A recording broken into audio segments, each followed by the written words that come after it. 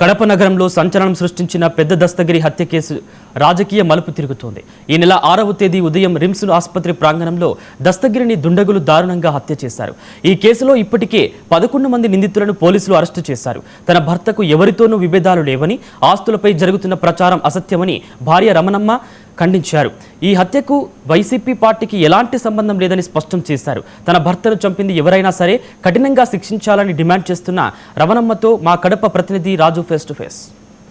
నెల 6వ తారీఖున పెద్ద దస్తగిరి వస్తే మొదట గంజా గొడవలని చెప్పినటువంటి నేపథ్యంలో ఇది రాజకీయ మలుపు తిరుగుతున్నటువంటి పరిస్థితి అయితే కనపడుతుంది. ఇదే ఆ విషయంపై మనతో మాట్లాడడానికి పెద్ద దస్తగిరి భార్య రమణమ్మ ఉన్నారు. అసలు ఏం జరిగింది, ఈ హత్యకు గల కారణాలు ఏమిటనే విషయాన్ని ఆమెను అడిగి తెలుసుకుందాం. అమ్మ చెప్పండి, ప్రధానంగా మీ భర్త హత్య జరగడానికి ఏ కారణాలని అనుకుంటున్నారు మేము? సార్ ఏ కారణం అని మేము అనుకోలే ఇంతవరకు. ఎందుకు జరిగింది ఏమనేది మాకు మీరే తెలపాలని మేము కోరుకుంటున్నాము సార్. ఆ రోజు ఏం జరిగింది, ఆ రోజు మర్డర్ జరిగేటువంటి రాత్రి ముందు ఏం జరిగింది, ఎందుకు ఈ యొక్క ఘర్షణ వచ్చింది? ఎందుకు వచ్చిందంటే శనివారం రాత్రికి సార్ మా బాబు పోయినాడు. ఊర్లో ఏదైనా జాతర జరుగుతుంటే పిల్లలు ఉండరు కదా సార్, పోతారు. ఆ జాతరలో ఆడ డీజీ కాడేమో ఏదో గొడవ పడుకున్నాడంట. మా బాబు వానికి ఎందుకు కాలు ఎగురుకోవడంలో కాలు తగిలిందని కొట్టినాడంట. కొట్టింటే మా బాబు నుంచి లేకుండా పక్కకు వచ్చేసినారంట. పక్కకు వచ్చి గలాట పడుకుంటున్నారంట సార్. డీజీ కానించి చూడుకో లేకుండా పక్కకు వచ్చి మా దగ్గర స్కూల్ ఉంది ఆడ ఊర్లో, ఆ స్కూల్ కాడ గొడవ పడుతున్నారని మా బాబు మాకు ఫోన్ చేసి చెప్పినాడు. వాళ్ళ నాయనకు ఫోన్ చేసింటే ఆ రోజుకి మేము ఇంట్లోనే ఉన్నాం. శనివారం రాత్రికి ఇంట్లోనే తినేసి పనుకొని ఉన్నాం. అప్పటికి పనుకొని ఉంటే 10 అయింది టైం. అప్పుడు ఆమె నాన్న ఇట్లా వాళ్ళు నాతో కొడతాన్నారు నాన్న, ఊరికే కాలు తగిలింది నాన్న, ఎగురుకోవడంలో తగిలినందుకు కొట్టినాడు నాన్న తను అని అంటే, సరేలే నాయన వస్తానంలేని మేము కూడా పోయినాం. స్కూల్ దగ్గరికి పోతే అక్కడ గలాట పడుకుంటున్నారు పిల్లలంతా. పోయి నేను పోయి ఏమిరా పిల్లోళ్ళతో పొరపాటును తగిలింటాది పో అని అరిసి వచ్చేసినాం. ఆ రాత్రికి వాళ్ళని ఏం కొట్టలే చేయలే, మా బాబుని కొట్టి ఒకేటు రారా అని తొడకచ్చుకున్నాం సార్. ఆ రాత్రికేమో మళ్ళా ఆదివారం రాత్రికేమో ఫోన్ చేసి వచ్చి వాళ్ళు తాగేసి వచ్చినారు. పోరా నిన్న కాదు మీ నాయన తొడకొచ్చింది, నువ్వు మీ అమ్మకు పుట్టినోడు అయితే ఈ ఉద్దు పిల్లిపీరా మీ నాయన్ను అని గొడవకు వచ్చినారు సార్. ఆ రోజు ఆడికి గొడవకు వచ్చింటే మా బాబు ఫోన్ చేసినాడు. మా బాబు ఫోన్ చేసి మా ఆయన నేను బయటికి పోయినాం, మా పాపను బెంగళూరుకి ఎక్కియాలని 7 రోడ్డుకి ఆడికి పోయినాం సార్. బస్సు వచ్చేదంటే ఆడికి పోయినాము. బాపని బస్సు ఎక్కిస్తాము. మా బాబు అప్పుడు ఫోన్ చేసినాడు, నాన్న అని.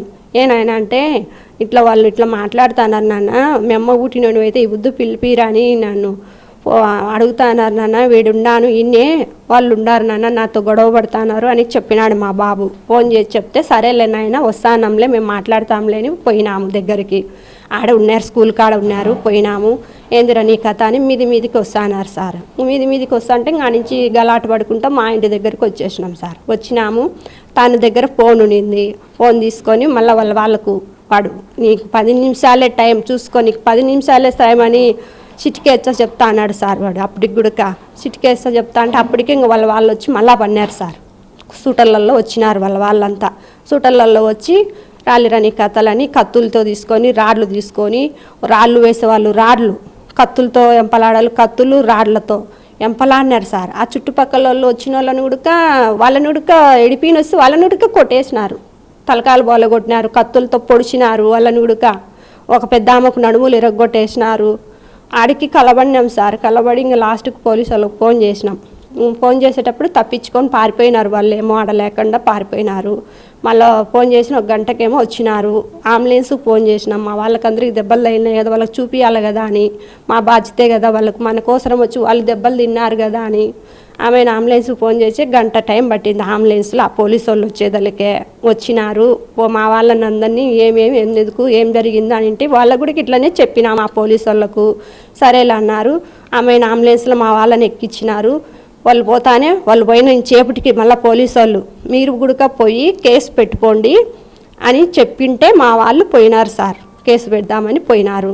అప్పటికి పోలీసు వాళ్ళు సార్ మా ఆడవాళ్ళు ఉన్నారు, మళ్ళీ ఇంటి మీదకి ఆడుకొచ్చారంటే మాకు 2 సేఫ్టీ పెట్టిపోయినారు సార్. పోలీసు వాళ్ళు సేఫ్టీ పెట్టినారు కానీ వాళ్ళు వెనక్కి పోయిన వాళ్ళు కూడా 10 మంది దానికి వచ్చినారు సార్. మాకు 10 మంది వచ్చి కూడా నా భర్తను కాపాడకపోయినారు అనేది మాకు బాధ సార్.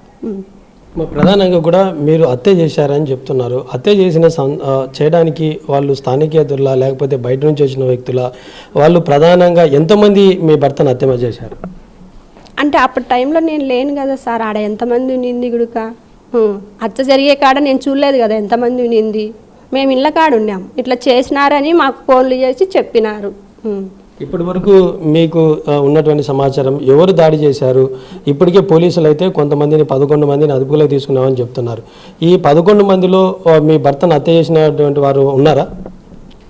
అప్పుడు నేను చూడలేదు కదా సార్, వాళ్ళు 11 మందిలో ఎవరెవరు చేసినారో నాకు తెలియదు సార్. హత్య చేసిన వాళ్ళల్లో ఇంతమంది ఉన్నారని తెలిసింది, ఎంతమంది ఉన్నారో మనకు తెలియదు. ఆడ ఇంతమంది ఉన్నారంట మాకు తెలియదు. ఎవరు చేసినారో మాకు న్యాయం చేయాలని అడుగుతున్నాం సార్. అంటే ప్రధానంగా కూడా చూస్తే టీడీపీ వాళ్ళు, వైసీపీ వాళ్ళు ఇదంతా కుట్ర చేశారు అని చెప్పి ఒక ఆరోపణ. అంతేకాకుండా నిత్యానంద రెడ్డి ఈ యొక్క మర్డర్ చేయడానికి ప్రధానంగా అదేవిధంగా జిల్లా అధ్యక్షుడు రవిరెడ్డి ప్రమేయం కూడా ఉంది. వాళ్ళకు ఆశ్రయం కల్పించడంలో నిత్యానంద రెడ్డి కీలక పాత్ర పోషించాడని ఆరోపణలు చేస్తున్నారు. దీనిపైన మీరేమంటారు? సార్ నిత్యానంద రెడ్డి కాదు, రవీంద్ర రెడ్డి అనేది ఏం లేదు సార్. మాకు ఎటువంటి గొడవలు లేవు వాళ్ళతో.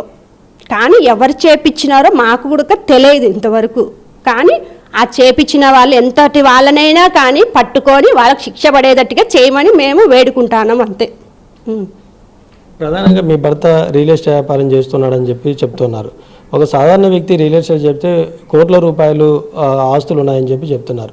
ఒక వ్యక్తికి సామాన్యంగా ఉన్న వ్యక్తి కోట్ల రూపాయలు ఎలా సంపాదించాడు? దీని వెనక బినామీలు ఉన్నారని చెప్పి బినామీలే దీన్ని హత్య చేశారని చెప్పి చెప్తున్నారు. దీనిపైన మీరేమంటారు? అదంతా ఉత్తమాటలు సార్. బినామీలు ఏం లేవు.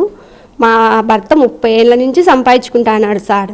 30 ఏళ్ళ నుంచి ఈ రాజశేఖర్ సారు చనిపోయినప్పటి నుంచి ఆయన పోయినాక మళ్ళీ ఈ భూములన్నీ డెవలప్ అయినాయి కదా సార్. అప్పటి నుంచి మా ఆయన సంపాదించుకుంటున్నాడు. మా ఆయనకి ఇంతవరకు ఒక ఇల్లు కట్టినోడు కాదు, ఒక 10 రూపాయల పిల్లలకు బంగారాన్ని తీసినోడు కూడా కాదు సార్. వచ్చినది ఏదో ఆయన కష్టాజీతంతో సంపాదించుకునేది ఆ భూముల మీద పెట్టుకొని భూములు కొనుక్కుంటా వచ్చినాడే కానీ ఒకరికి ఏం న్యాయం లేదు. ఇది పెద్ద దస్తగిరి భార్య చెప్తున్నటువంటిది. ప్రధానంగా నా భర్త ఎవరికి బినామీ కాదు. ఇక్కడ ఆయన హత్య చేయడానికి చాలామంది వచ్చారు, కానీ ఆ రాత్రి సమయంలో నేను గుర్తుపట్టలేకపోయాను. ఏదేమైనప్పటికీ కూడా నా భర్తకు మరి మా హత్య కారణమైనటువంటి వారిని పోలీసులు గుర్తించాలి, ప్రధానంగా మా కుటుంబానికి న్యాయం చేయాలని చెప్పి కూడా పెద్దగిరి దస్తగిరి భార్య రామమ్మ చెప్తున్నారు. కెమెరామెన్ హరితో రాజు, 99 టీవీ.